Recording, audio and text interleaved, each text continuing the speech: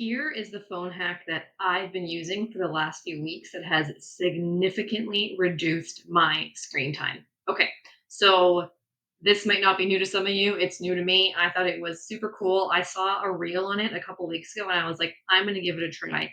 And it is simply just putting your phone in grayscale, black and white, no colors. It makes you so much less interested in your phone. And there are studies that prove it.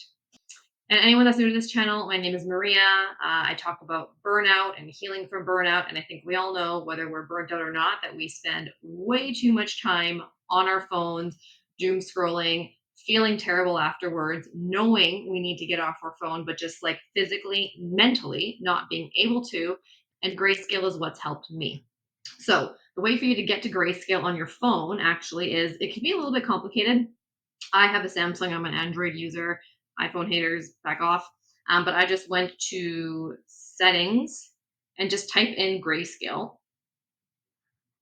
And this is the screen that pops up for me. You can just toggle it on and off. It's actually under accessibility because it was initially a setting that's for visually impaired people. That's what the grayscale feature is there for, people that might be colorblind.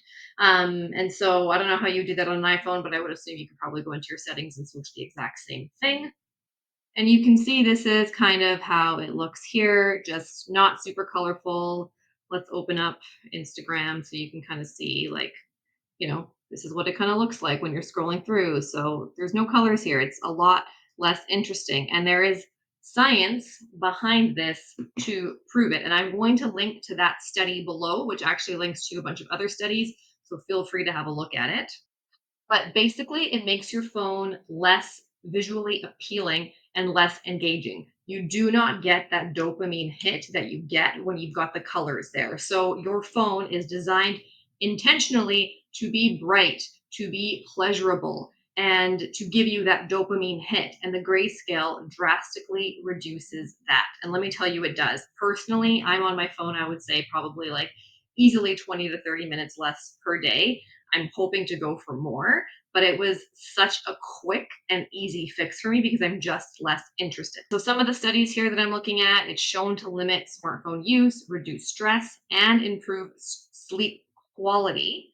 Like I said, your phone is designed to capture your attention with colors. Bright and saturated colors are more stimulating, more pleasurable.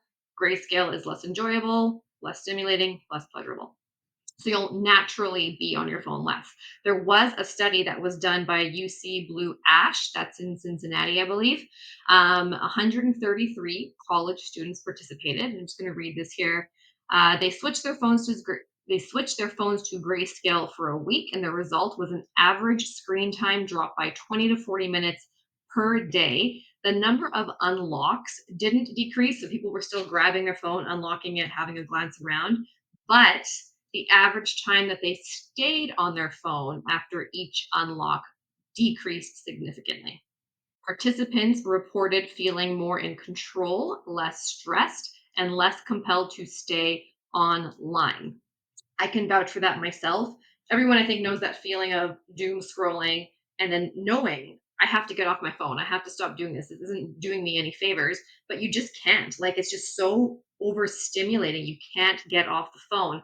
The grayscale helps that so much because you're naturally just not as compelled to be on it.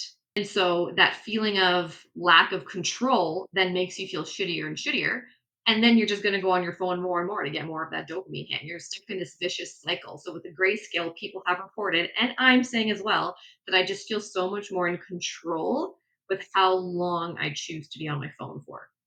There was another study. 1 week and 2 week interventions resulted in significant reductions in daily screen time, and they did better in comparison to using those time limiting apps. I've used those time limiting apps before. I don't listen to them. Sure, it shuts off my Instagram, it might shut off my Facebook, my TikTok, whatever, but then I can just go into the app and disable it, and I'm back online again. So, and again, that also just made me feel crappier in the end because I felt like I was failing. I used the app to limit my screen time, and I'm just disabling the app instead. Others reported grayscale helped them feel calmer, more in control, less anxious. Um, like I said, we can all agree that that lack of control, especially when you're already burnt out, overwhelmed, overstimulated, just makes you feel even crappier. So this negates that.